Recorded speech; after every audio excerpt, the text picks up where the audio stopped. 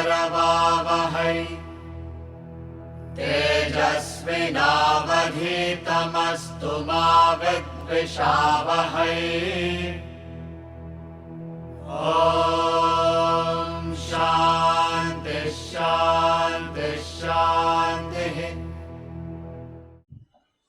So we were discussing about the great painter Andrea Del Sarto. In the poem by Robert Browning, it's a melancholic monologue by Andrea Del Sarto. So in his monologue, Andrea Del Sarto reveals his extreme weakness, and the entire thing that he talks about is reflective of his sort of a failed life. The constant question that artists face even today is whether art should be pursued for the value of the art, which is based on some higher inspiration, or should it be considered for some worldly purpose, commercial purpose, which is at a lower level. Both may not be mutually exclusive, but yet in the poem also he says that there must be a call of a higher heaven. So in other words, every artist must produce his art based on a sublime inspiration. In fact, he reveals that in the poem. But he chooses not to, or whether I do not know if we can use the term chooses not to, but he is not able to. However perfected he may be at art also, from time to time he admits that his works lack the depth and lack the soul that is there in the contemporary artists' paintings, like Rafael, like Michelangelo and others. So he is trying to derive that inspiration from Lucrezia, his wife. So here one thing that we must remember is, when we place a reality value on any object or being outside us and try to gain an inspiration from it, it cannot last for long. However much you may try, it will be there for a while, but that everlasting source of inspiration one has to find within oneself. Now, in the process of all these things, time and again, even as he understands the role of Lucrezia, and sometimes he sort of blames her also, he ultimately comes back to blaming himself as a failure. And then he goes on to say that everything is okay, everything is all right, this is how fate is meant to be, this is how God has given the plan for us. It is sort of a reconciliation for himself. So the ultimate irony that we see in the poem is his failure in confronting the direct question himself. What if everything fails? You know, that fear of failure, the fear of having any repercussions from the worldly point of view, you must overcome that in order to produce an inspired art. But that he has never ever crossed. That has been his failure. And not just that.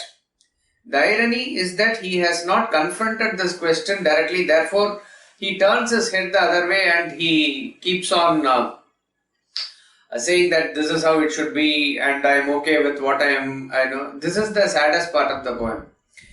A saddest part of his life. And this actually, Swamiji says, is due to excessive infatuation or attachment. In this case, Andrea Del Sarto's attachment towards his wife, Lucrezia. And what is sad is that ultimately, at the cost of everything, did he retain her or the pristine freshness of the relationship with her? That also is not there. She is already in relationship with a cousin or another lover, and that is actually they are demanding that his work be done for the repayment of the loan of his cousin or friend's friend, like that it is. So she is also having a very condescending attitude towards him and sort of uses his talent for her own purposes. That's all we see in this sorry state of affairs. We continue with the poem. We concluded in the last class by saying that here is a beautiful statement that comes in this set of lines where he says, "In this world, who can do a thing will not, and who would do it cannot, I perceive." This is not a law that he is talking here, but this is a general observation that we see in the world. There are people who are blessed with talent.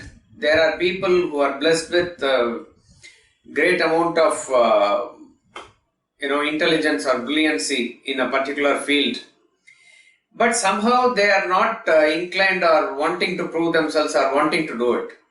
Others who are desperate about wanting to use that talent and get name or fame out of it or get a commercial success out of it, they are just not having the talent to execute it. This we see as an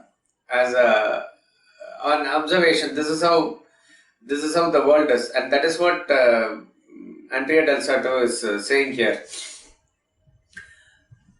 In this world, who can do a thing will not, and who would do it cannot, I perceive.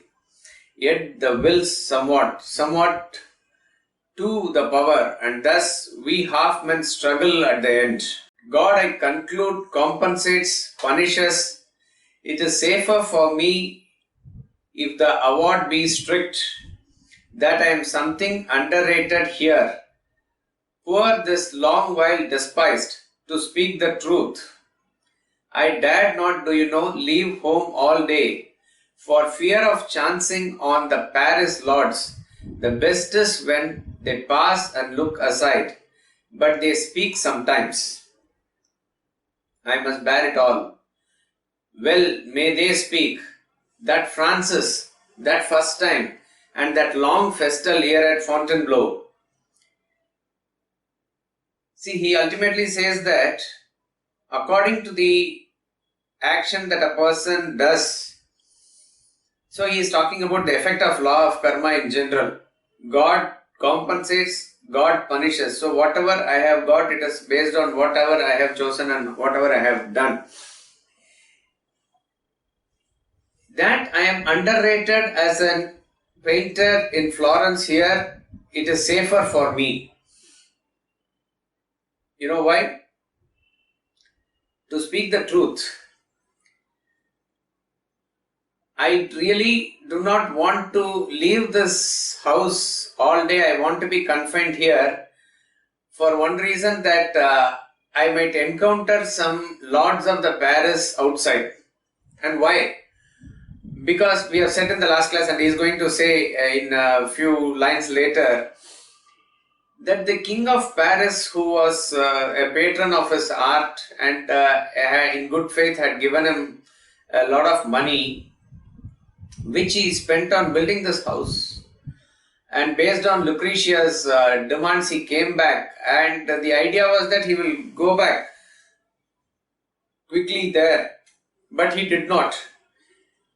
And so there is every chance that he might be questioned. See, the thing is that it might not be a written agreement, but when a patron like a king is wanting to promote your art, it is understood it that way. Of course, kings keep poets, artists, etc. at a pedestal, and they will not sort of put a condition on them, because these real patrons allow the artist to blossom. But you cannot take advantage of their patronage and do whatever you want. So obviously, on a written agreement, he might not be questioned, but it is very obvious when people who are loyal to the king and who know what has happened there, if they confront him, it will be too embarrassing for him, So the best is when they pass and look aside, but they speak sometimes. And I must bear it all. They will speak in front of him, they will speak behind him, and they have sort of every right to do so. And what can Andrea Del Sarto do? He has to silently bear it all. Well, may they speak that Francis, that first time and that long festal year at Fontainebleau. So, sort of 1 year he was in France. It was probably the best time of his life when all his art was speaking and everybody there was also appreciating the way that he was painting. He was feeling the same way probably as the other contemporary painters were feeling. So it is in this period that he has also experienced what it is to blossom fully. Okay, but it was a very short journey for him.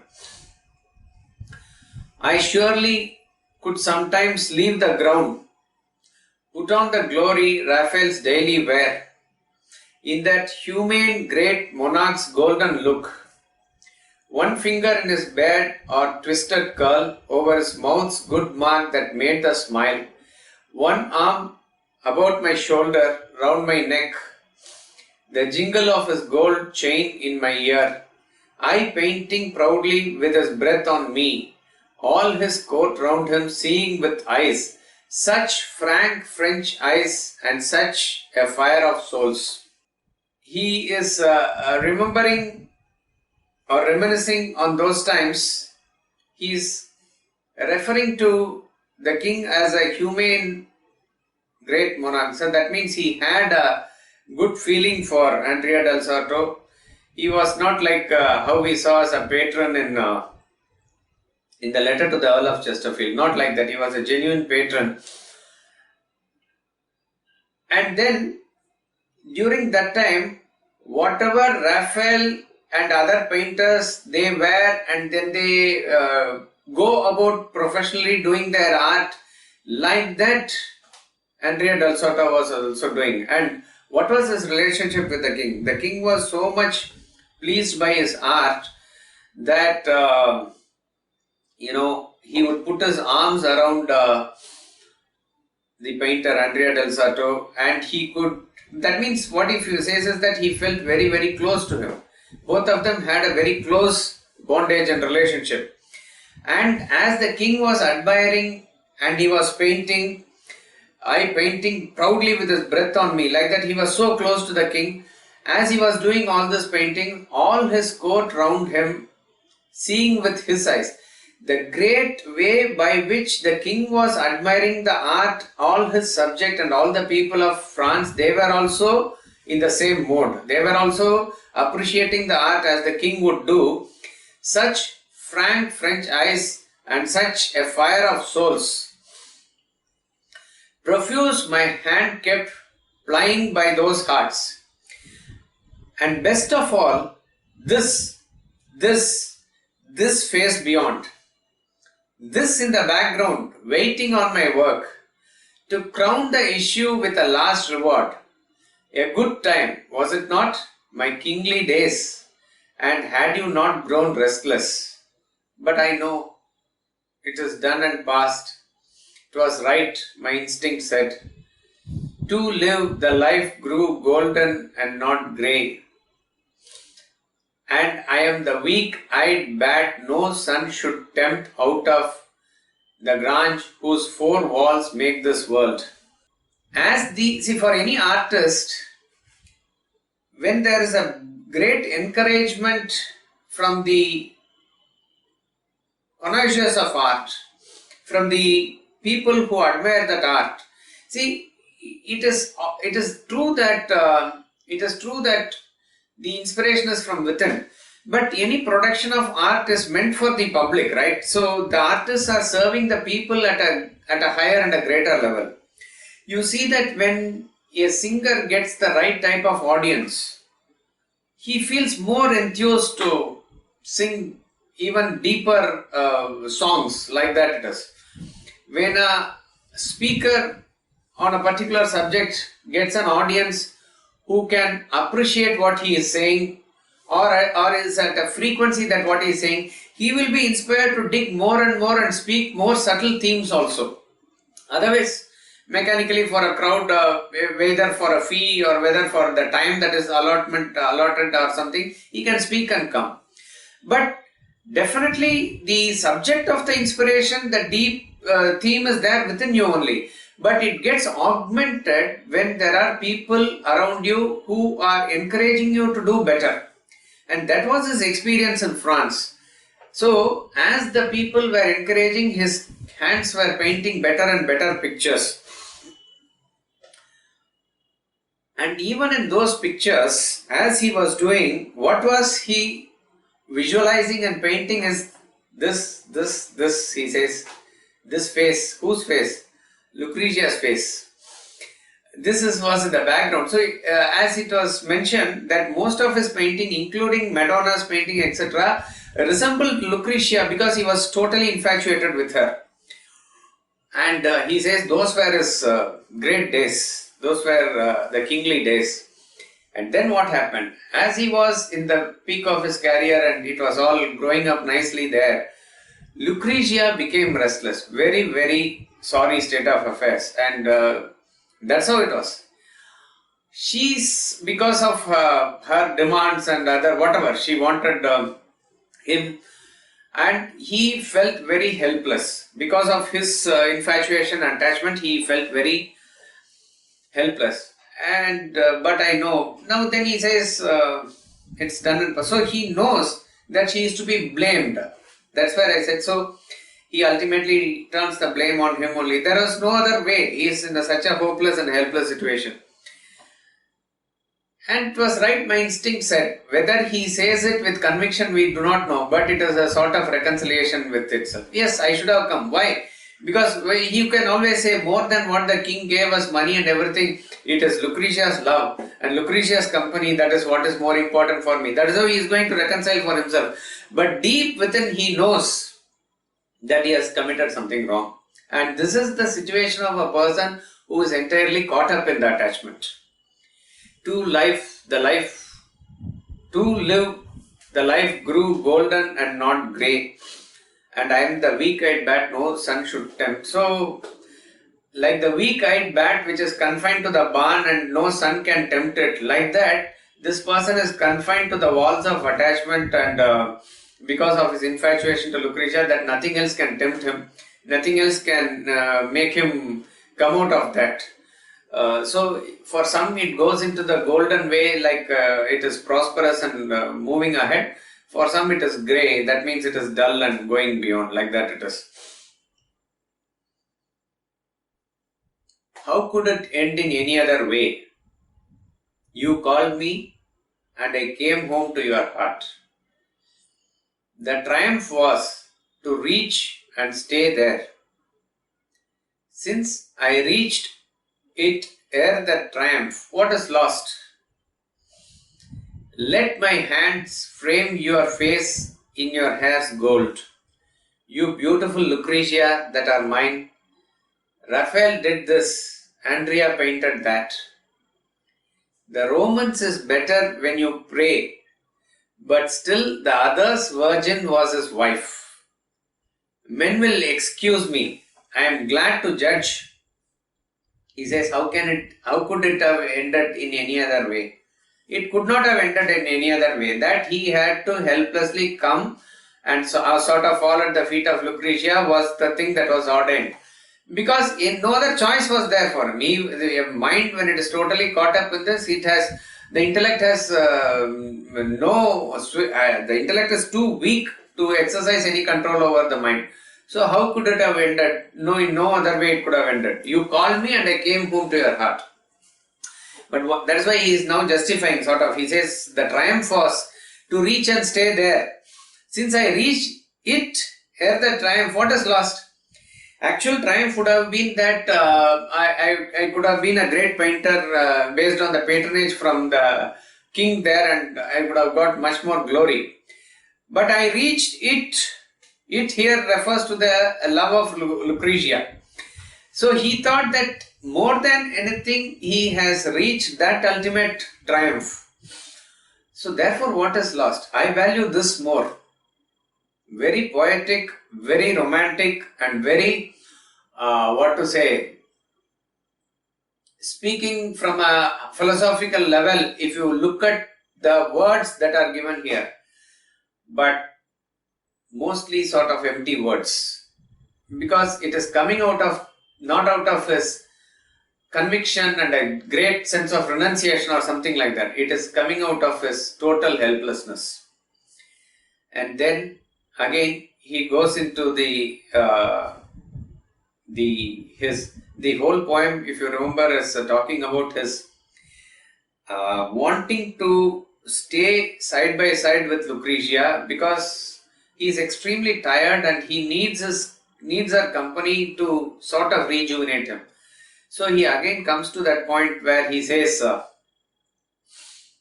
he puts his hands like this, he frames her face, right?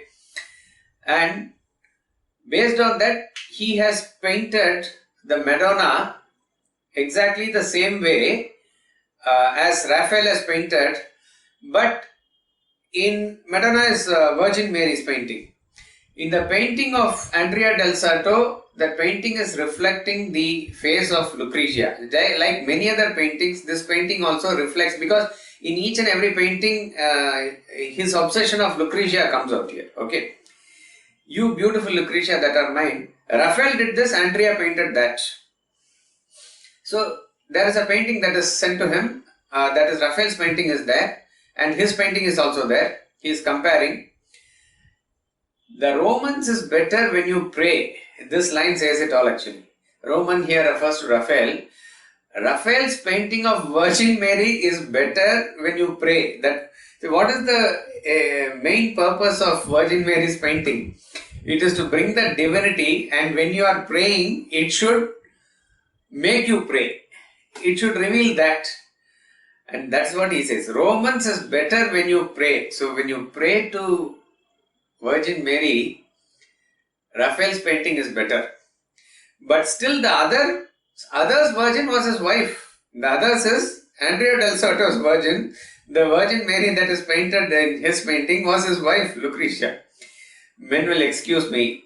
I am glad to judge both pictures in your presence. Clearer grows my better fortune, I resolve to think.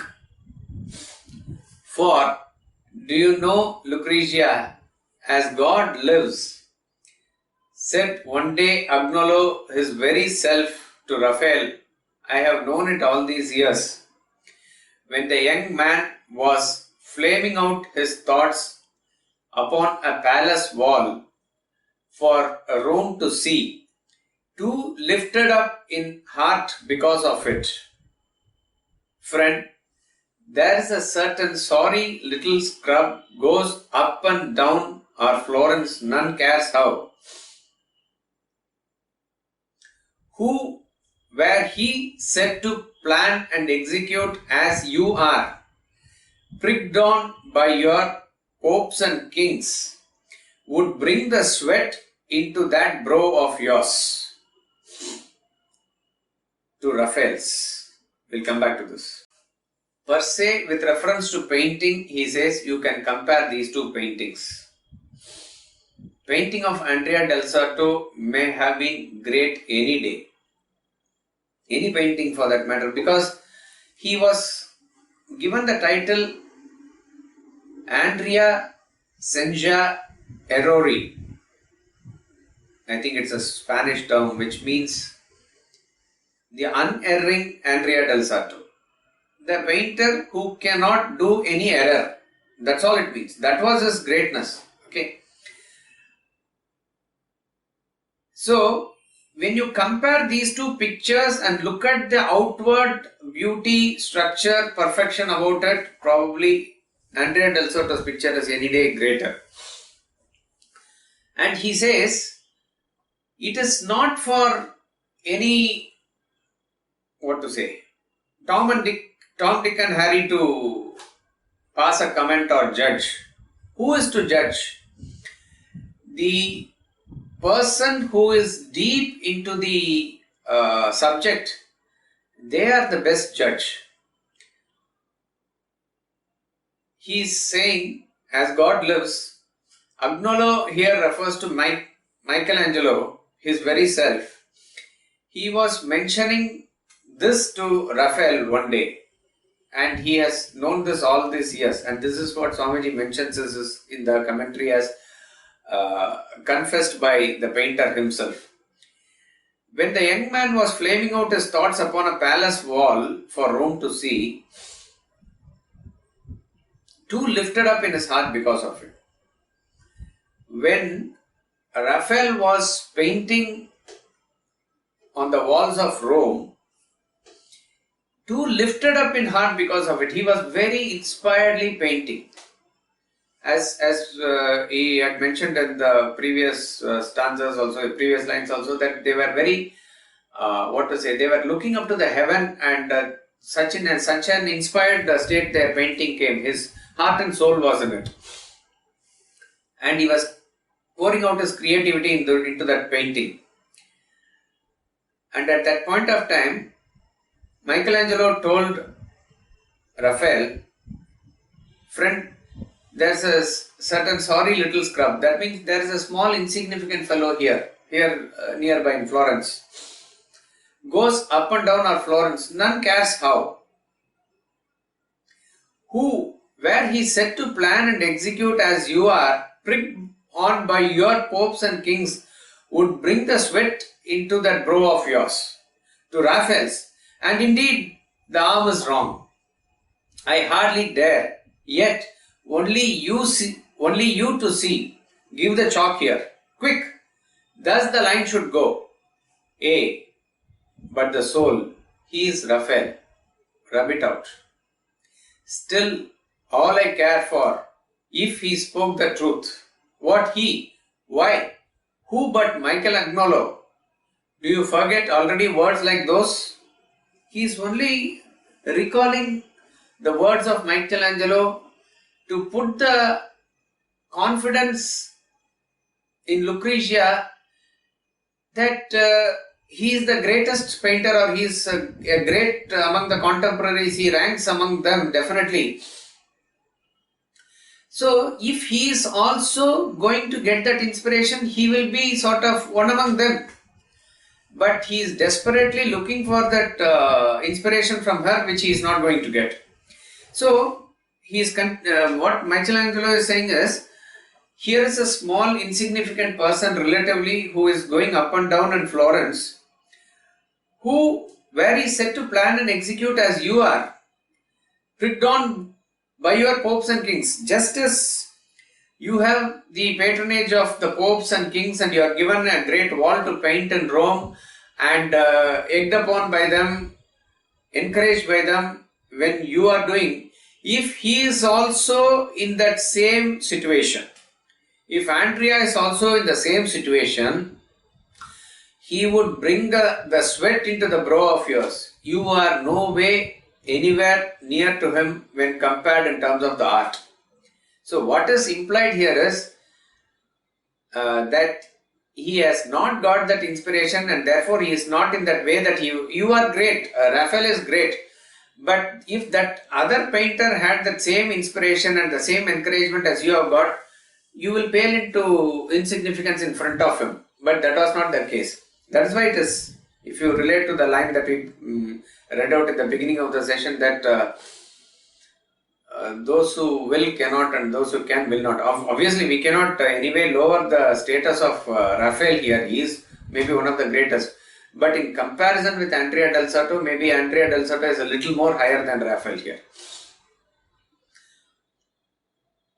And again you see that his concentration comes to the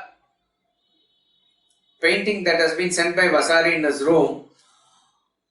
And there he says, this arm is indeed wrong. If you remember in the last class itself, when we read those lines, he had again and again he is drawn to that. So, his eyes are always set for perfection. But he only looks at the physical aspect of the drawing. That's what he says here. I hardly dare, yet only you to see.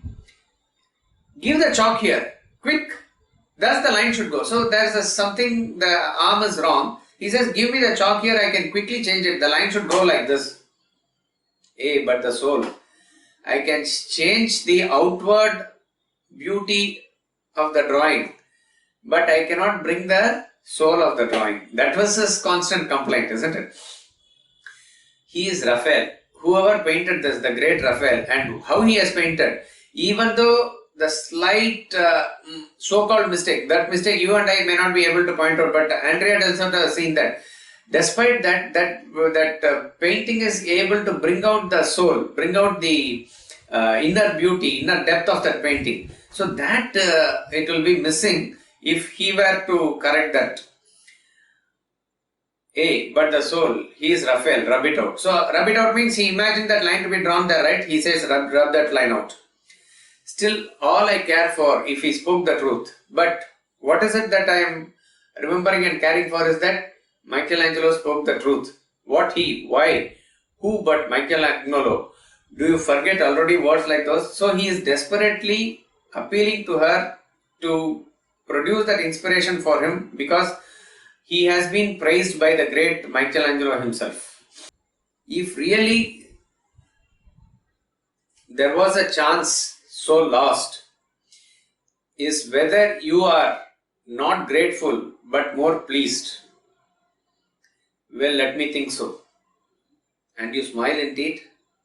This hour has been an hour. Another smile.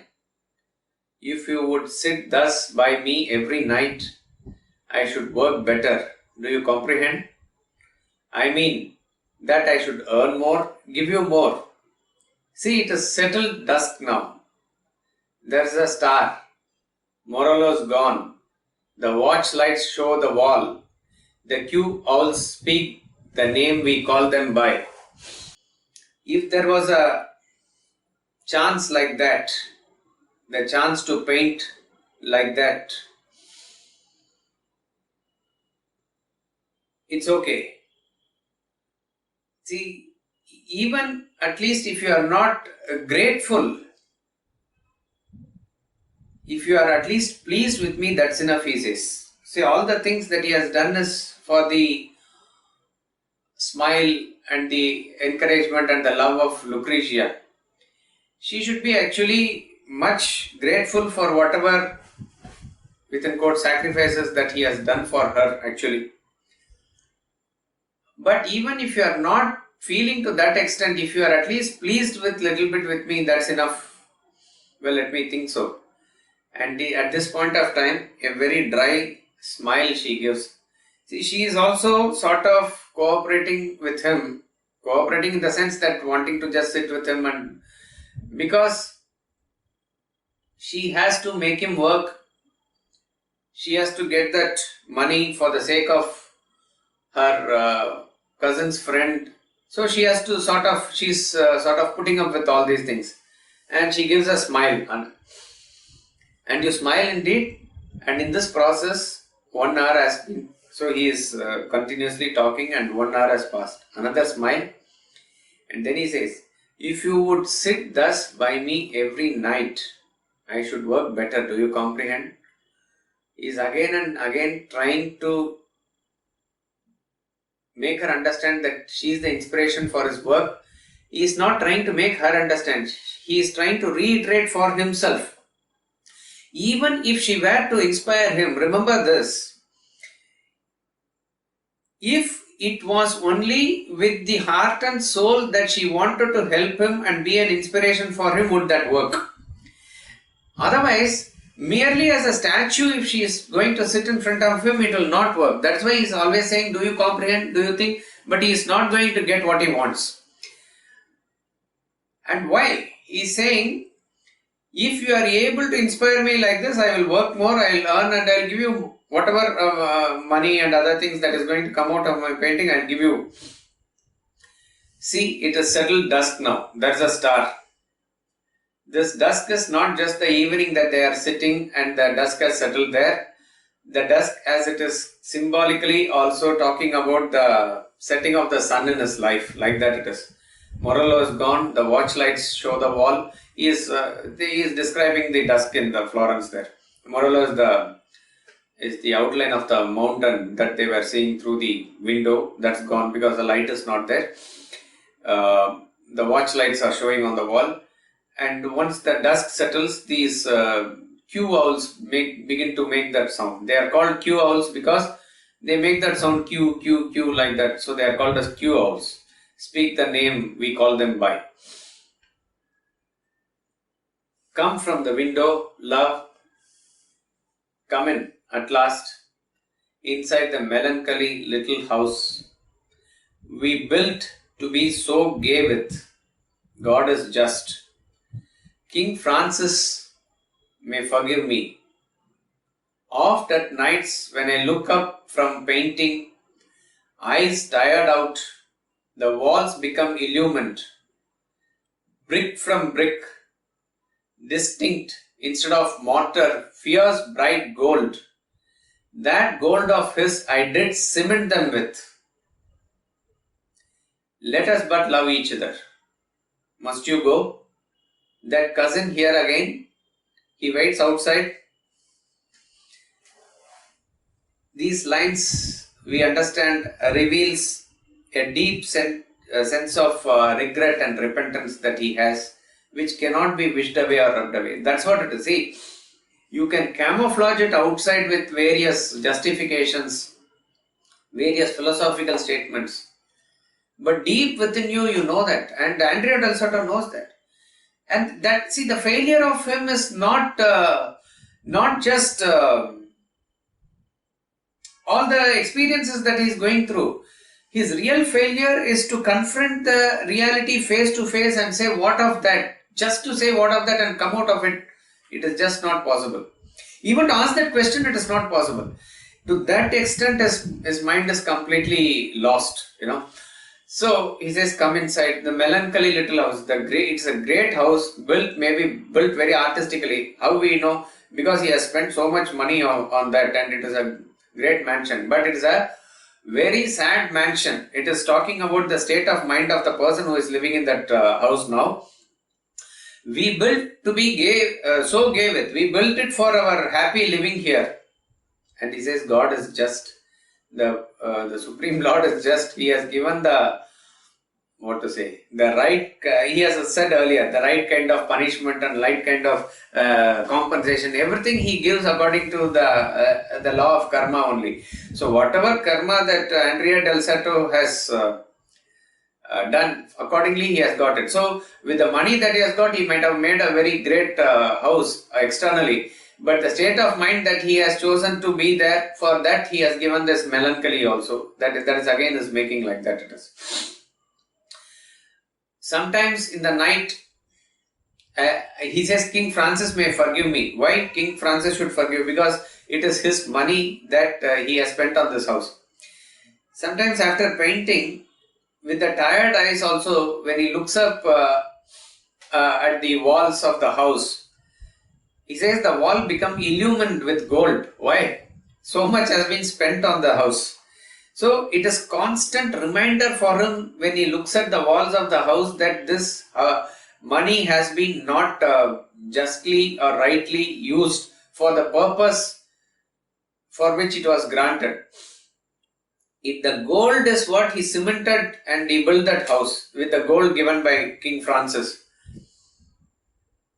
But again, let us but love each other. Must you go? She is already prepared now. 1 hour she has put up with him and he is wanting to go because already the cousin is there outside. He is giving her signals.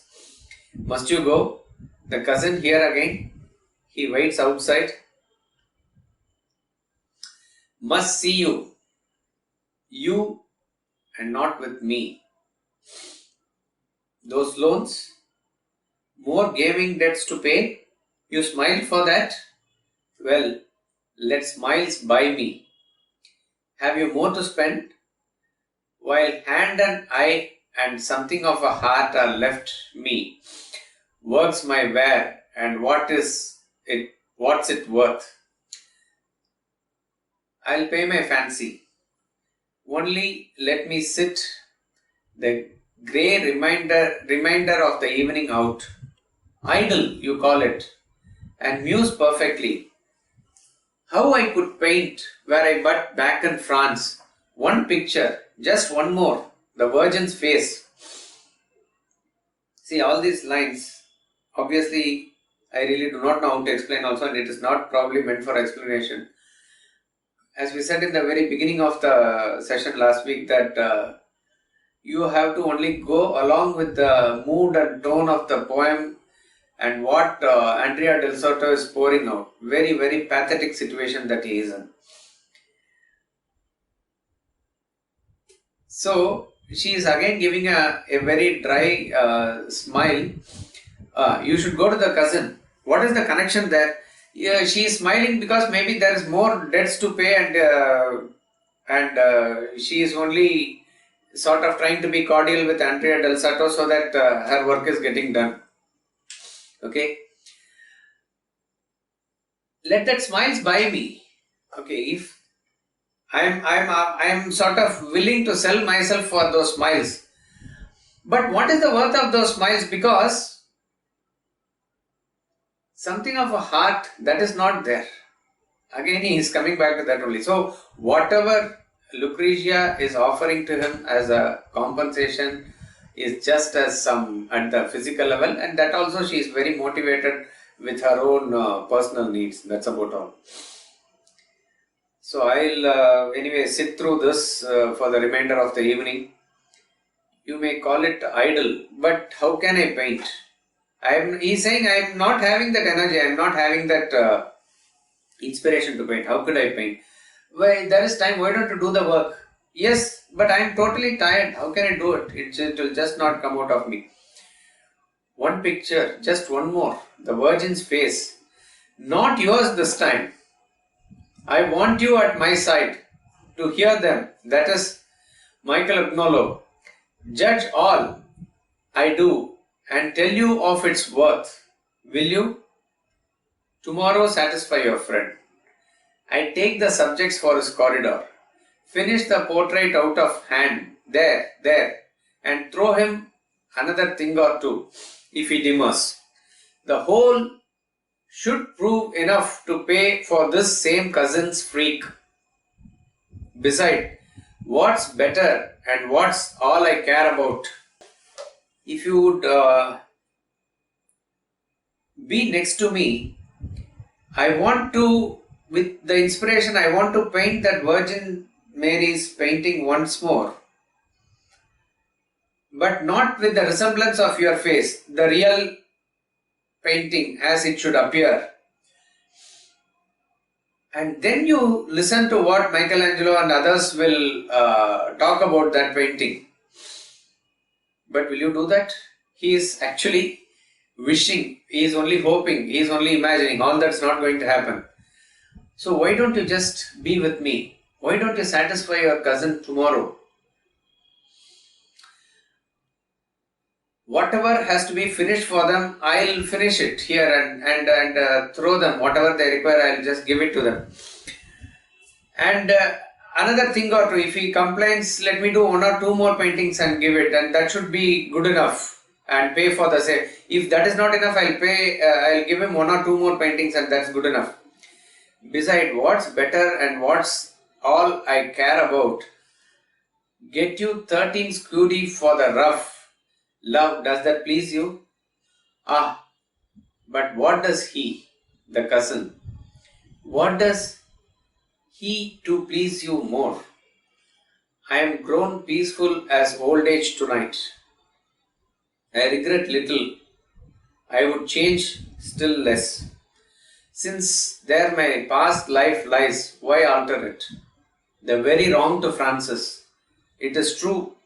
I took his coin, was tempted and complied, and built this house and sinned, and all is said. My father and mother died of want. More than giving the money to the cousin and painting whatever they require, 13 scudi may be a good amount. I do not know what is the conversion. It's some silver thing. For the rough, for a sort of a neckwear, a necklace or some sort of neckwear, I want to put it on your neck, and that is what is more sort of valuable. Love, does that please you? She is asking, will that please you? He is trying various methods, various things. He is ready to offer everything, if only he can get the favor and that love of Lucrezia. But it is not the case. But what does he, the cousin?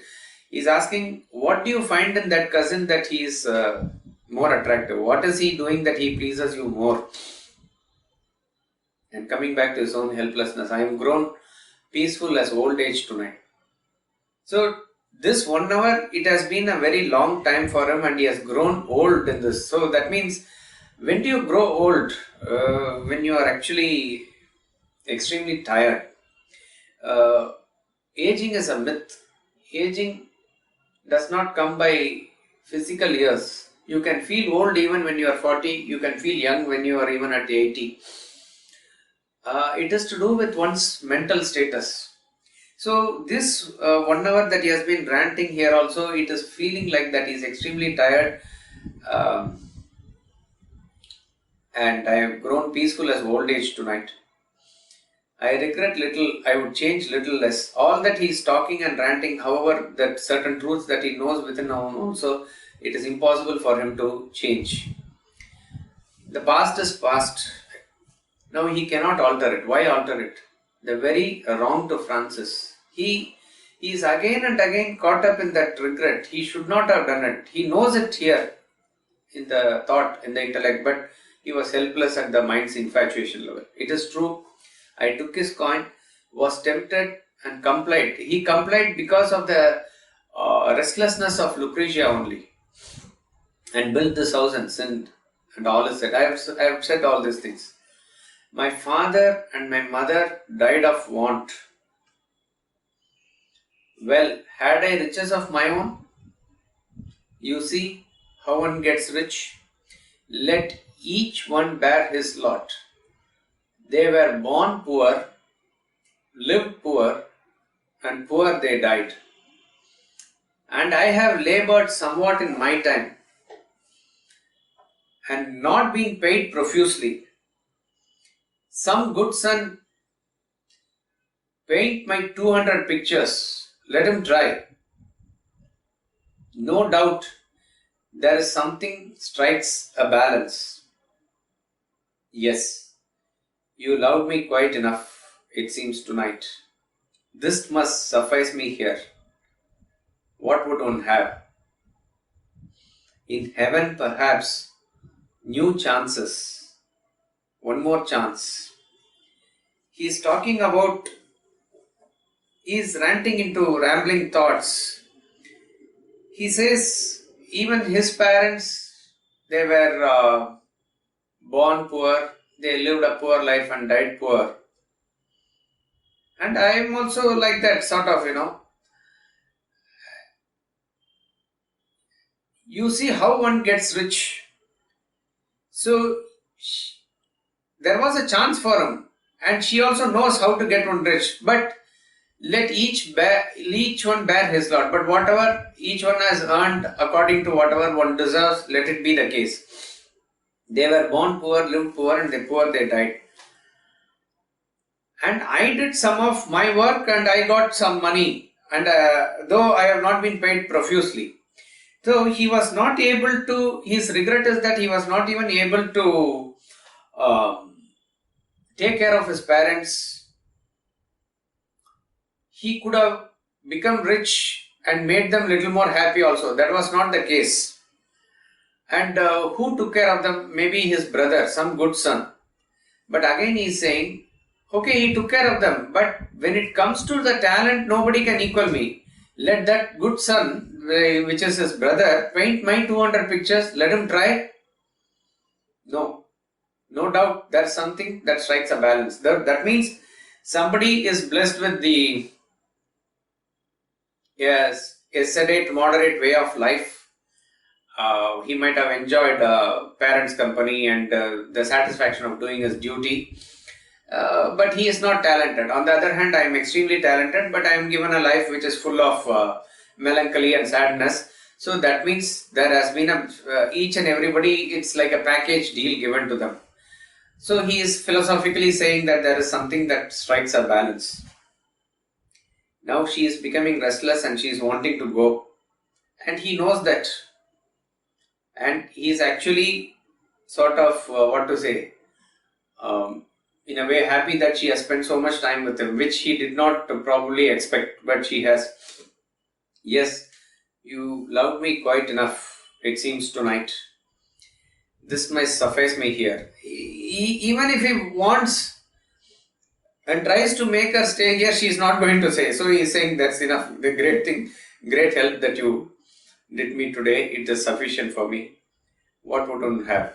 So what else can I ask for? Yes, one more thing.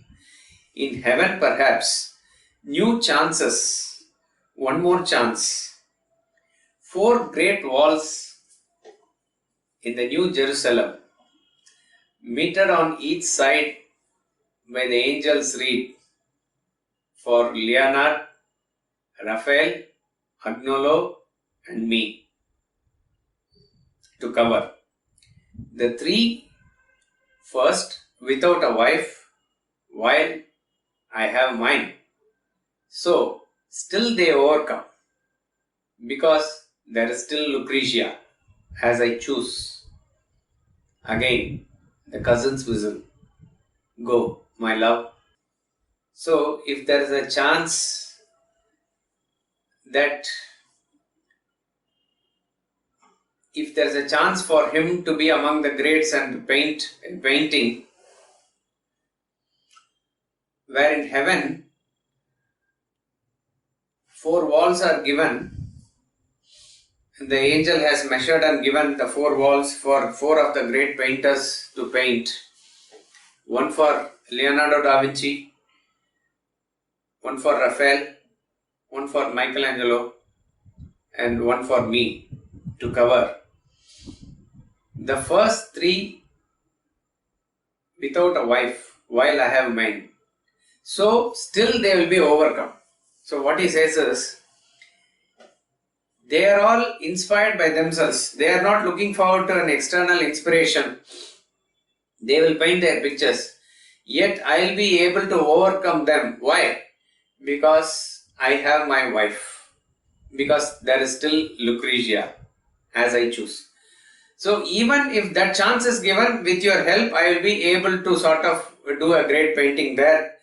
In other words, he ends up by saying that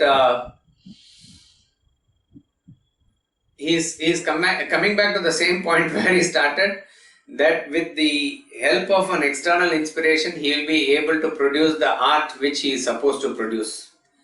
So as I said, with the poem and the explanation, it probably diminishes the value of it. Because as I say, in this poem, you have to only feel the depth from which he is speaking. Depth in the sense, what I mean is his emotions, his failure, his infatuation which has completely stopped him from blossoming, and all this what he could understand at the level of the intellect, but helplessly that failure to confront the reality of life and yet be the prisoner that he chooses to be. Again the cousin's whistle. Go, my love. Robert Browning. We'll conclude with Swamiji's commentary. Andrea Del Sarto, 1487 to 1531 AD, was one of the greatest painters of his time, who was known as the faultless painter, an artist of the caliber of Leonardo da Vinci, Michelangelo, or Raphael, admitted in the poem by Raphael himself as being superior to him.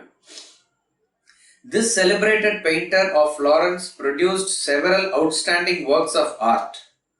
He was endowed with a remarkable readiness, certainty of hand, and unhesitating firmness in his painting.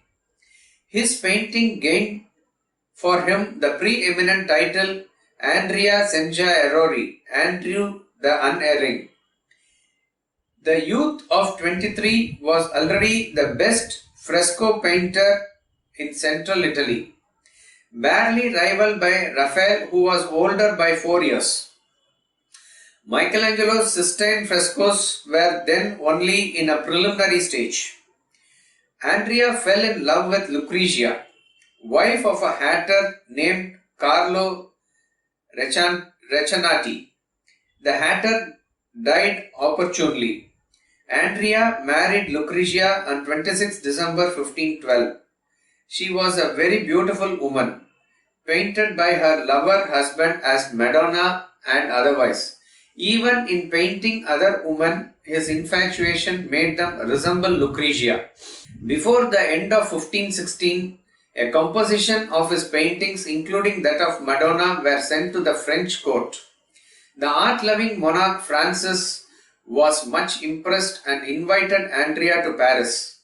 Andrea journeyed thither and was handsomely remunerated. Lucrezia, however, wrote urging his return to Italy. The king assented with the understanding that his absence from France would be short. He was entrusted with a sum of money to be used to purchase works of art for his royal patron. Andrea instead spent the king's money in building a house in Florence for his wife. In this poem, Robert Browning highlights the devastating influence of a man's infatuation for woman, how it destroys a person and his achievements. Andrea Del Sarto's art was acclaimed to excel that of other greats, but his infatuation took the toll of a king's patronage, his career, reputation, and even his beloved Lucrezia. Since Lucrezia had her own lover and was totally indifferent towards Andrea, a blind infatuation with a woman has reduced a great artist to nothing, causing the loss of personality and the very object of infatuation. This is what we need to understand. Ultimately, if he had just won Lucrezia completely at the cost of every other loss that he suffered, it was probably justified. But that was not the case. So, attachment ultimately makes you lose the object of attachment also. This is a law. The poem Ladomia showed the wife's attachment towards husband. Andrea Del Sarto shows the husband's attachment towards wife. And next poem, again, I do not know how we are going to do. It's an epic. The poem Sorab and Rustum talks about the attachment or the infatuation of a father and son in their relationship and how it caused a great tragedy. So, we'll continue in the next class.